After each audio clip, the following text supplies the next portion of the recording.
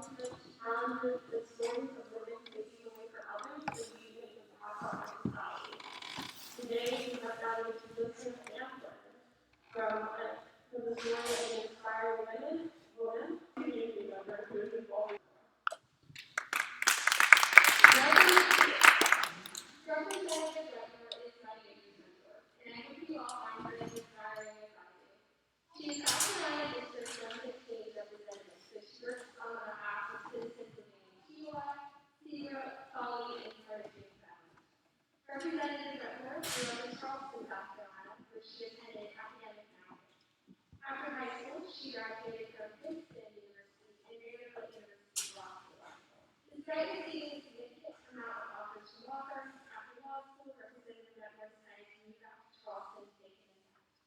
She worked for the Charleston County Solicitor's Office as a prosecutor, and then went on to serve as city administrator for Foley. This August and November, in both the special and general elections, Representative Wetmore was elected as state representative of District 115.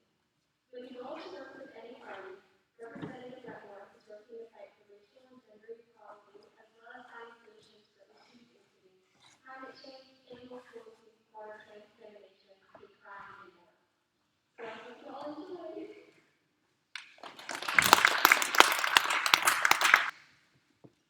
Good afternoon. Thank you so much for having me. I guess I have a situation here. We're good? All right. So thank you, Emily. Of course, as she told you, she has been working with me throughout my campaign and my time in Columbia, both doing everything from putting out yard signs when we're campaigning in the heat of the summer to helping me write policy briefs up in Columbia. So, Emily, thank you so much. So I think one of the most common questions that I get, especially now during Women's History Month, is what is it like being a woman in politics? And I want to tell you that it's okay, right? So it's wonderful and it's challenging all at the same time. I think everyone faces different challenges. Doesn't matter what you're getting into, but today I want to talk a little bit about some of the challenges that women face both in politics and how both our ladies and our gentlemen here can help to support them. So I think one of the things that being a woman in politics means is that sometimes, especially as a younger woman, I'm often underestimated, and I like that. I like when I walk into a room and they don't assume that I'm going to have anything to say, or they don't assume that I'm going to make good points about the bill on the table. And so I try really hard to do my homework and make sure that that's not true. So I think as women, obviously, we've come a long way, and we have our mothers and our grandmothers and our great-grandmothers to thank for that. And so today, a lot of our challenges really aren't overt, right? We don't necessarily, face the same sort of rampant sexism that, even my mom tells stories about. A lot of times now, it's a little bit more subtle. It's a little bit more, questioning what's going on and how you fit into the situation. So, one of the things Emily asked me to talk about was sort of what the challenges is and what it is right now. And I think today the question is always what happens when a woman or a person of color, what happens when you deviate from expectations? What happens when you deviate from the norm? And I think that's where our challenges are right now. That's where we're talking about racism. That's where we're talking about sexism. What happens if I'm angry or confrontational? If a man is acting that way, is he seen as powerful? Or am I seen as emotional or hysterical? And so I think that's the kind of question of what happens if I roll into the grocery store in sweatpants? Am I perceived as unprofessional or not worthy of the office that I hold? And so I think the question is what happens when I'm not perfect? And so I want to talk about that a little bit because I think that's where we still have a little bit of work to do as women, as allies. And so for my ladies, I want to talk to you first. I think the most important thing is to have each other's back. Making sure that you're supporting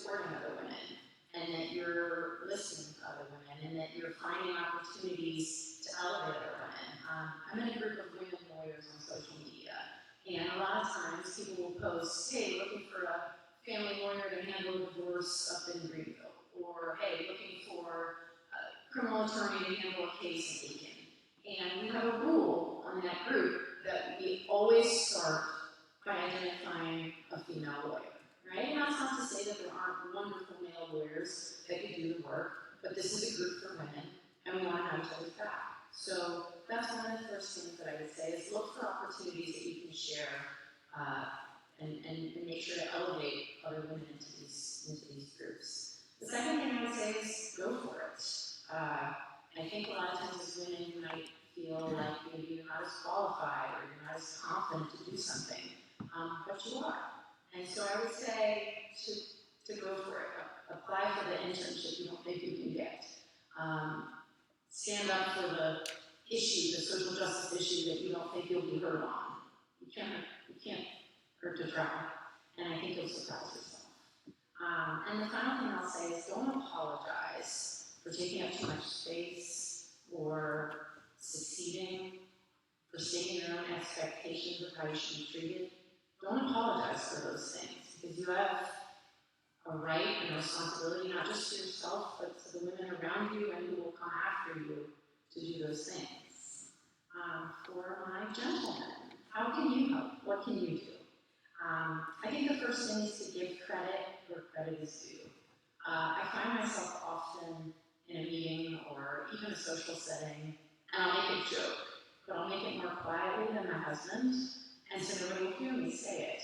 And then my husband will make the exact same joke, and everybody's like, oh, it's so funny, right? So if that happens to you, give the lady some credit, right? If she had a good idea in class, but was too timid to speak up, or mentioned it to you in the hallway, give credit. That's a really big deal. Stand up for women when you're with your friends. I think sometimes when we're with our friends, it's really easy to make a joke about the way somebody looks, or women, the way they act, or women be shopping, right? So stand up for women when you're with your friends. That's the hardest time to do it, but it's the most important. And finally, I'll say always look out for women in social situations. I think that's one of the scariest things about being a woman is that sometimes you feel more vulnerable or helpless in a social situation. And as you all graduate and go off to college, I think you'll find that there will be opportunities where you need to stand up for women. Frankly, I've been in situations where a man had to stand up for me, and I appreciated it. I don't know that I would have been able to do it in the same way, and it made all the difference in the situation. So that's my challenge to you. I think the last thing I'll say, this isn't necessarily for Women's History Month, but is that you don't have to go into politics to make a difference. What's going to make a difference in terms of advancing our racial issues and gender issues and social issues? It takes all of us. It means that go into filmmaking and feature people who aren't normally featured as the hero. Go into art and show the world what a different idea of beauty looks like. Be an engineer, be a fashion designer, because all of these things really, really matter.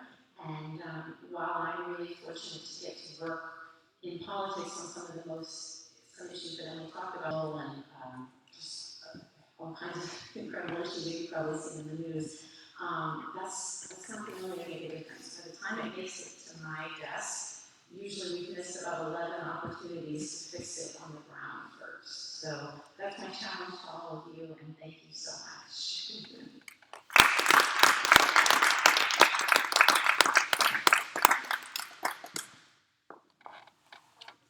So if anyone has any questions, if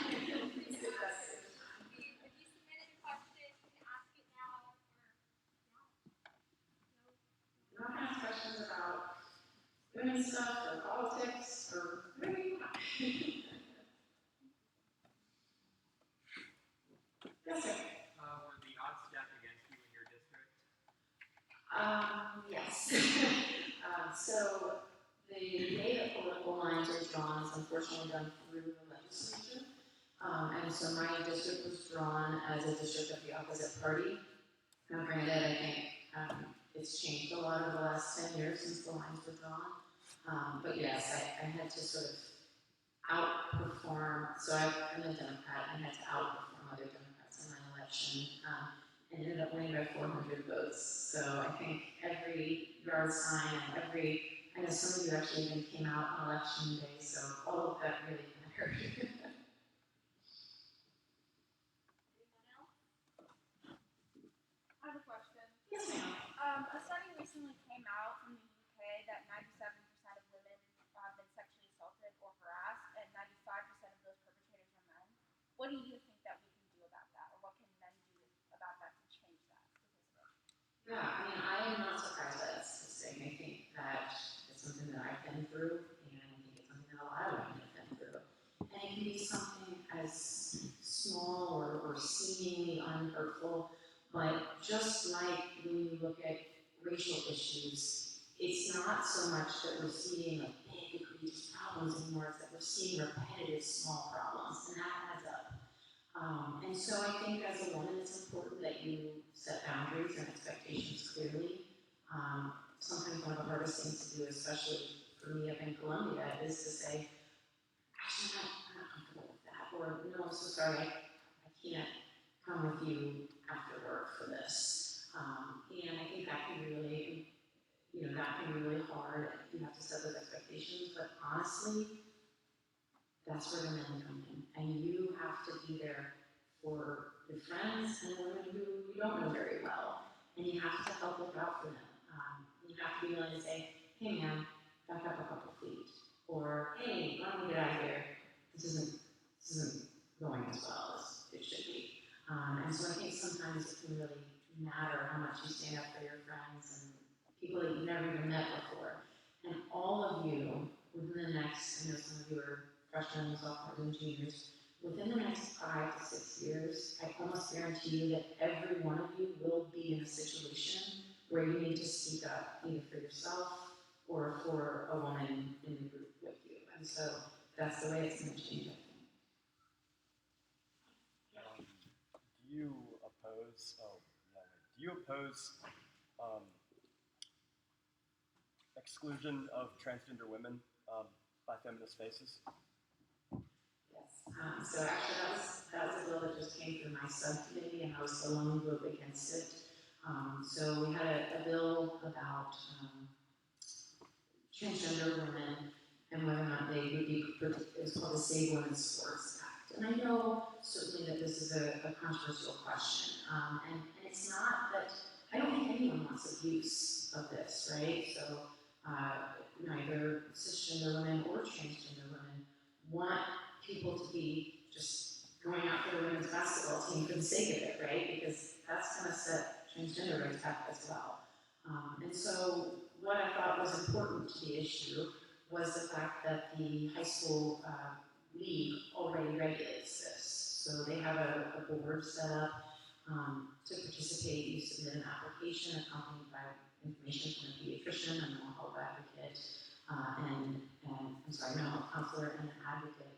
And so we've actually only had 4 people apply to participate in all of South Carolina. 2 of those were approved and 2 of those were denied. And they take into account things like what the sport is, what the person's level of ability is. And so it's a difficult issue, but my argument was that it certainly wasn't one of the state legislature needs to be involved. Anyone else have any questions? Sorry, I'm on a political note. If there are any other questions? Come on, y'all. I know you have some questions. It's all right. Try it for you, I get it. Yes, ma'am. So, what was kind of your journey to get to where you are? When you think back to your high school days, what that look like, and what was next step? Well, I'll tell you, it's not like a straight line. Like, if you had asked me, what's today? March 19th. If you had asked me a year and a month ago if I thought I would have gone into politics, I would have told you emphatically no. I have 2 kids, I had a job that I loved, I would have told you you're crazy. In early March of last year, it became clear that the seat that I hold now was unavailable. I actually was pretty good friends with the Peter McCoy who had held my seat before me. So I definitely didn't I didn't go to law school or work in the prosecutor's office with the goal of getting into politics. I think looking back on it, it probably is a resume that made sense, but I didn't mean it that way. To be honest, I was all set to go to Chapel Hill. I had a conversation in the car when I got to Princeton, and I was like, oh, I guess I should do that. And then I moved to New York for a couple of years because I was dating a guy and I wanted to go there.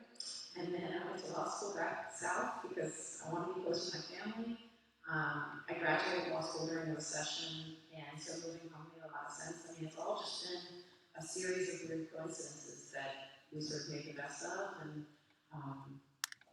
going out to college was probably the first time that I said, what is it that I want to be doing? Where can I be serving and making a difference? And I think that was the first time that I said getting into, at that time, local government it was like a conscious decision to say, hey, this is where my talents, I think, can serve.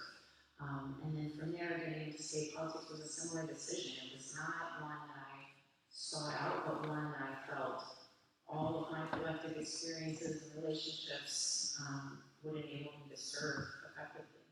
And for me, that's sort of what it's been about. I've been really fortunate with my education, and so this was how I felt like I should be giving back. And so that's what I'm doing. Anything else? Do you think the power dynamics of being a woman in the workplace have changed as women enter the workforce? Since they entered the workforce, absolutely. I still, to be honest, in some ways, politics is easier than when I was a city administrator. So as a city administrator, I was the supervisor of about 50 employees, including our public works department, public safety department. And to be honest, that was a challenge some days. I started at Folly actually working for the mayor. And so my first name is Spencer. It's probably actually a boy's name. But when I was working for the mayor, people had no issue addressing me as I'm Wisconsin, I'm married now, but addressing me as Miss in emails. And as soon as I was promoted to city administrator, instantly emails came to Mr. Wetmore, right? Because that was the assumption that people made. And that's not to say that it wasn't, again, I don't mind being underestimated. In fact, sometimes it makes it a little easier. But it certainly is not like a settled issue yet, right? Like we certainly have expectations. I don't know if y'all do TikTok, but I enjoy TikTok, and I'm not afraid to say that. I have a 14-year-old at home. I started doing it ironically, and now I enjoy it. But one of my favorite TikToks is about the name of your male alter ego who sends your emails at work, right? So one of them said, no, his name is Matt, and he handles all my confrontations, and he handles all the unpleasant business dealings I don't want to deal with.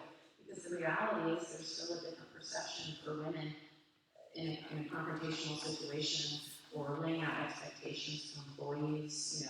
There's a difference between saying, hey, can you please make sure you get that paper to me by 5 o'clock when it's due, or the deadline is 5 o'clock and it will be late if it's not at that time. And so for women, it's a question of making sure you're clear about setting your expectations. And for men, it's about understanding that sometimes the person in authority may not look like what you expect. So we've come a long way, but hey, yeah.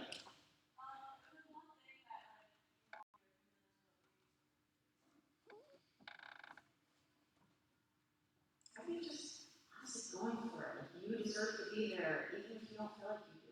You deserve to apply for that internship or that summer job that you don't think maybe you're as qualified for. Like, go for the reach thing, do it. Go out for the team, whatever it is, go for it, because you deserve to be there, even if you don't feel like, or if you don't feel like you're going to be good at it. I think sometimes women tend to feel like we do things that we know we're going to be really good at, right? I'm a perfectionist. I like to do things that I'm good at, right? I feel confident in them. But this past year of running for office and opening up my own law firm has told me that sometimes you just have to do the thing you're not comfortable with, and maybe that'll work out too. Anything else? Okay, I have one question. What you got? Why is something else where you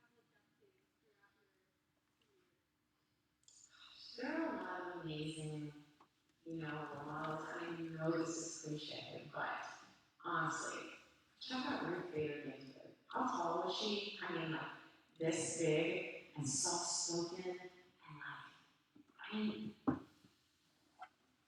and I think she's probably one of the strongest and most powerful women we've ever known. I think now when we talk about her, we show like an imposing black and white photo of her in her Supreme Court robe, but really she's just like a very small, quiet lady who was a boss, right? So for me personally, I'm very fortunate that my mom is really a role model for me.